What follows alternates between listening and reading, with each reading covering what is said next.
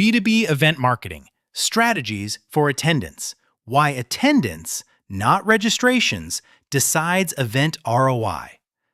B2B events are back in full force, but the teams building pipeline aren't celebrating registrations, they're engineering attendance.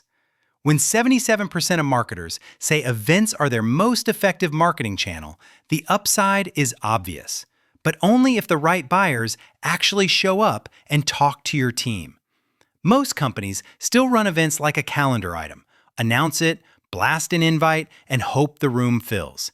In practice, that approach creates a quiet failure mode.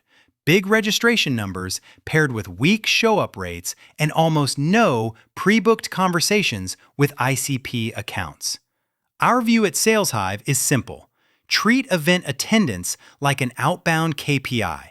When sales and marketing co-own the goal, attendees and meetings held, your event spend stops being a brand tax and starts behaving like a repeatable demand channel. Why events have become a core pipeline channel again. In 2025, events aren't competing with outbound, they amplify it. B2B marketers rank in-person events 52% and webinars 51% as their most effective content distribution channels, which puts live moments in a room or on a screen ahead of most always-on content. The reason is timing and intent. Events compress evaluation into a deadline-driven window, give buyers a reason to accept outreach, and create natural next steps like a VIP meeting, a demo slot, or a roadmap conversation that's far easier to book than a cold intro. This is exactly where a sales development agency or SDR agency can add leverage. We're not just driving awareness, we're driving calendar outcomes. When you pair strong event programming with cold email agency execution and disciplined calling, you turn event interest into booked meetings instead of badge scans. Benchmarks that keep your team honest about attendance. You can't improve what you don't measure, and most teams don't have a clean definition of good. On24 benchmarks show 57% of webinar registrations convert to attendees, while broader webinar research often lands closer to 44% live attendance, meaning the drop-off is normal, but it's also a controllable battleground. For in-person, your show-up rate will vary based on travel, ticket cost, and seniority of the audience. But the point is consistency. If your webinar show-ups are routinely under 30% or your in-person rate is weak, you likely have a targeting, reminder, or ownership issue, not a market doesn't care issue. Use a simple benchmark table to align sales and marketing before you launch promotion, so everyone knows what healthy looks like and what triggers corrective action. Treat every event like an outbound campaign. The fastest path to higher attendance is to stop promoting and start prospecting. Build a target account list, tier it, ABC, assign owners, and run a multi-touch plan that looks like any outbound sales agency motion: email, phone, and LinkedIn outreach focused on one outcome, a confirmed attendee, and, for top tiers, a pre-scheduled meeting. This is where cold calling services matter more than most teams expect. A well-timed call to a Tier A account does two things email can't. It secures a direct commitment, yes, put it on my calendar, and it lets the rep quickly qualify whether a meeting around the event is worth booking. Segment by intent so your outreach matches the format.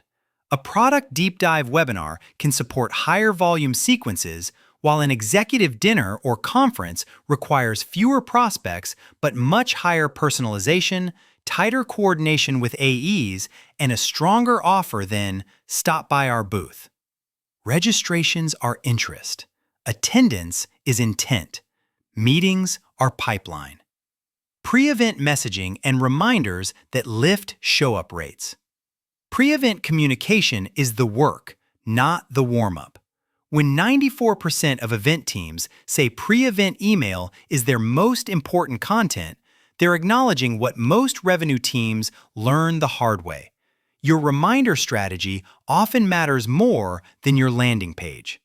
Personalization is the next lever, especially for Tier A accounts. With 72% of attendees saying they're more likely to register when invitations are personalized, your SDRs or outsourced sales team should tailor invite and reminder language by persona, industry, and the why now trigger, even if it's just a short, customized opener that earns the reply.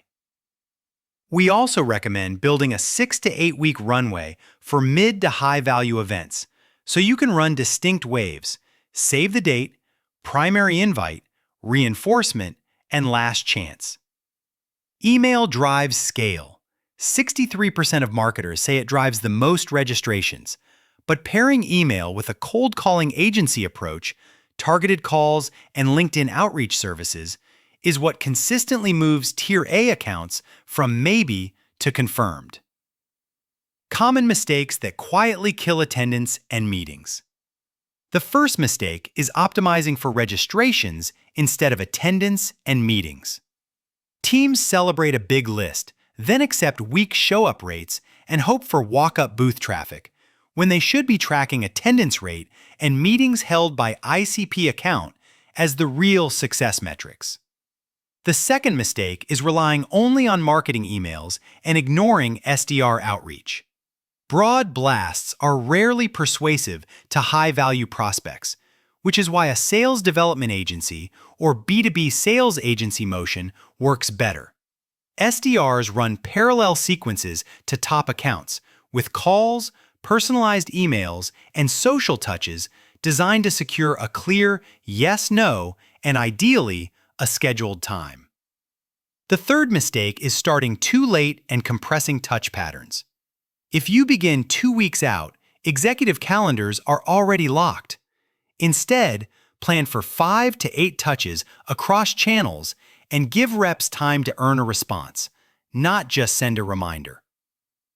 Post-event follow-up, where most teams waste the budget. Attendance only turns into revenue when follow-up happens fast and with structure. Industry surveys suggest roughly 70% of trade show leads are never followed up, which means many companies effectively pay for conversations they never convert into pipeline. Lock your follow-up process before the event starts. Define lead types: attendee who met you, attendee who didn't meet you, no-show, booth scan, demo request. Assign owners, SDR versus AE, and commit to SLAs so your first touches happen within 24 hours while the event is still fresh. No-shows deserve special attention because they raised their hand and then got pulled away. A dedicated no-show sequence that offers an alternative, recording, recap, or a quick one-to-one often recovers meaningful pipeline, especially when your SDRs use B2B cold calling services to reconnect with Tier A accounts instead of letting them fall into a generic nurture. How to scale an event attendance engine without burning out your team. Once you have the basics working, scale comes from operational discipline. Run a retro within a week of each flagship event and compare targets versus actuals for attendance rate, meetings held, and opportunities created. Then capture what worked, channel mix, timing, persona messaging, as a reusable playbook. This is also where resourcing decisions matter. If your internal team is already maxed out, sales outsourcing can be the difference between "we ran an event" and "we generated pipeline." Because outsourced SDRs can dedicate focused time to list building services, high-velocity sequences, and a consistent follow-up cadence. At SalesHive, we help teams operationalize this motion with event-focused outbound, pre-event invites, meeting setting, and post-event follow-up, so your AEs can stay focused on running meetings and closing. If you're evaluating a cold email agency or cold calling team partner, make sure they can prove process rigor, tiering, sequencing, SLA ownership, and not just activity volume. You can learn more about our approach at saleshive.com.